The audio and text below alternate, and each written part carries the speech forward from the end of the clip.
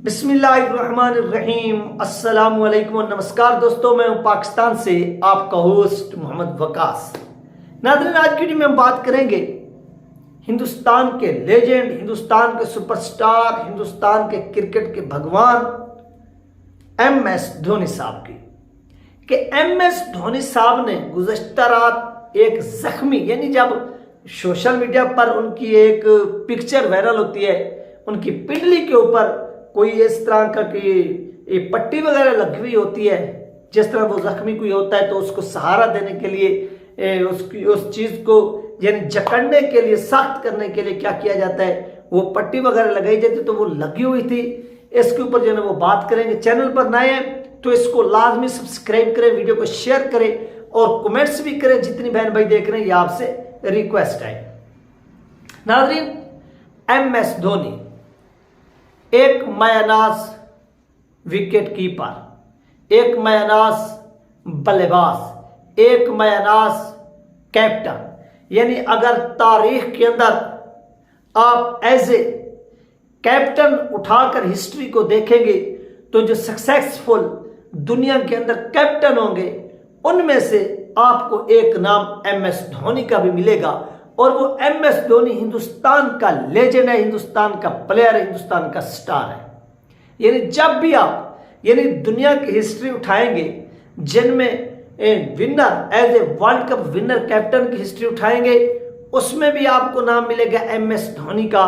अगर as a जिस तरह ओवरऑल एवरेज निकाली जाए अपने मुल्क के अंदर भी कि हमारे मुल्क के अंदर कामयाब तरीन जो कैप्टन था वो कौन रहा, उसमें भी आपको एम.एस. धोनी साहब नजर आएंगे।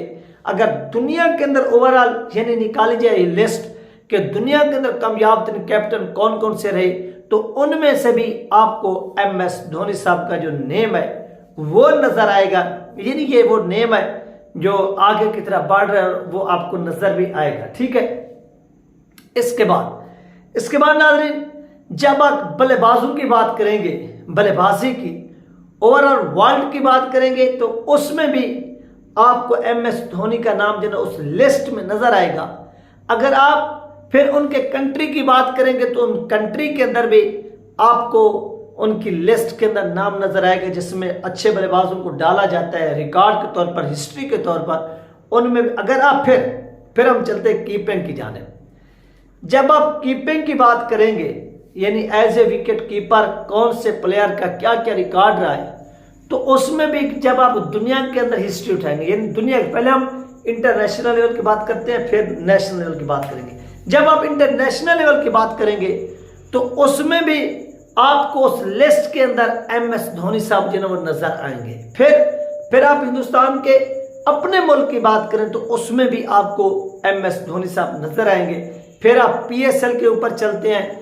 आप जिस तरह से पी.एस.एल के अंदर आप देखेंगे गुज़श्ता रात एम.एस. धोनी साहब थोड़ा इंजर थे। इंजर से मुराद यानी एक मामूली सी पता नहीं उनको कि मसल वगैरह चढ़ा हुआ था, या उस मसल को दोबारा हरकत देने के लिए या उसको उसकी स्टेज पर बरकरार रखने के लिए जगह के ऊपर, प्लेस के ऊपर जिस तरह से उसको जकड़ने के लिए पीछे से एक हमें वाइट रंग की एक पट्टी नजर आ रही थी। आप सब लोगों ने देखा जिस तरह से कोई जख्मी प्लेयर हो जाता है तो उसको सपोर्ट करने के लिए, उसके जिस्म को स्ट्रांग रखने के लिए ये पट्टी जो है ये चढ़ा दी जाती है, ये चाड़ दी जाती है।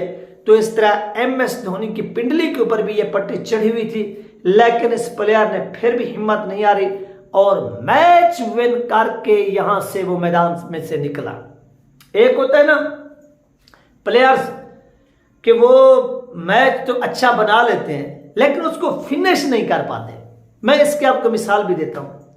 आपने देखा था कि यही एम.एस. धोनी साहब 207 के वर्ल्ड कप के अंदर कैप्टन थे और मिसबाउल हक पाकिस्तान के बैटिंग कर रहे थे। यानी वो हिंदुस्तान की तरफ से एम.एस. धोनी साहब हो गए और पाकिस्तान की तरफ से आखिरी ओवर था या आखिरी स्पेल था। आपने देखा कि धोनी साहब, मैं मैच फिनिश की बात कर रहा हूं कि मिसबाउल हक के पास चांस था, जब पहली गेंद मिस हुई दूसरी पर उसने सीधा छक्का लगा दिया, तो फिर 4 गेंदें बची हुई, 4 गेंदों के ऊपर 5 रन दरकार थे पाकिस्तान को विन करने के लिए। वो पीछे की बजाय वो अगर उन चारों गेंदों को खड़े होकर अगर सही तरह से हिट मारता तो ये और भी छक्का मार सकता था, लेकिन इसने वो पीछे वाली जो थी वो कोशिश की, ट्राई की कि पीछे से मेरा चौका हो जाए, चौके के बाद मैं सिंगल लेकर जो ये मैच विन कर लूंगा।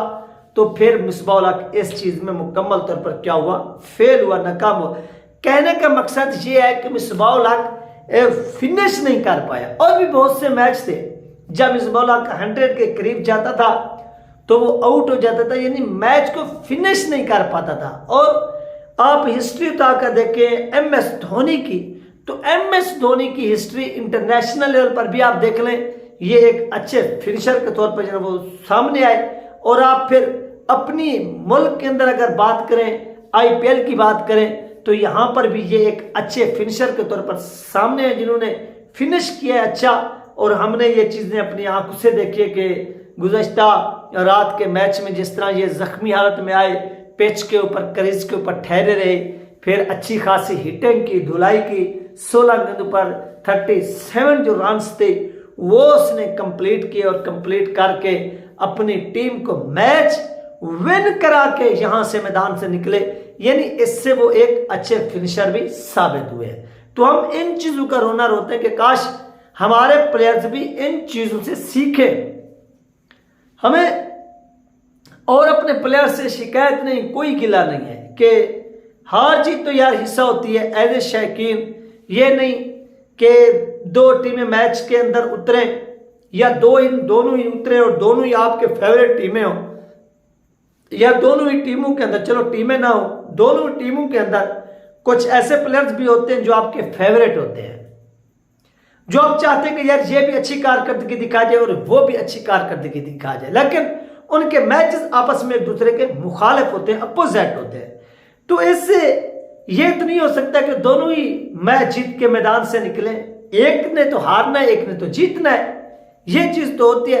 तो यही चीज है कि MS धोनी साहब एक ऐसा समझ लें कि सक्सेसफुल कैप्टन भी साबित हुए हैं, वो एज ए बैटर भी साबित हुए हैं, एज ए विकेट कीपर भी साबित हुए हैं, एज ए कैप्टन भी साबित हुए हैं। तो ये वो चीजें जिनसे लोगों को सीखना चाहिए। अगर MS धोनी साहब से ये लोग सीख जाए, मैं जिनकी बात कर रहा हूँ बिलखुसूस हमारे पाकिस्तानियों की, तो इनके लिए ये एक सुनहरी मौका है, क्योंकि ये एशिया के भी हैं और यहाँ पर हमारे जो क्रिकेट बोर्ड के लोग हैं ये जाते हैं उधर, इंटरनेशनल प्लेयर परचेज करते हैं, बाई करते हैं, और उसके बाद ये महंगे तरीन, और फिर उनकी जो लैंग्वेज होती है वो इंग्लिश होती है, और फिर पाकिस्तानियों को समझने में दुश्वारी का सामना करना पड़ता है।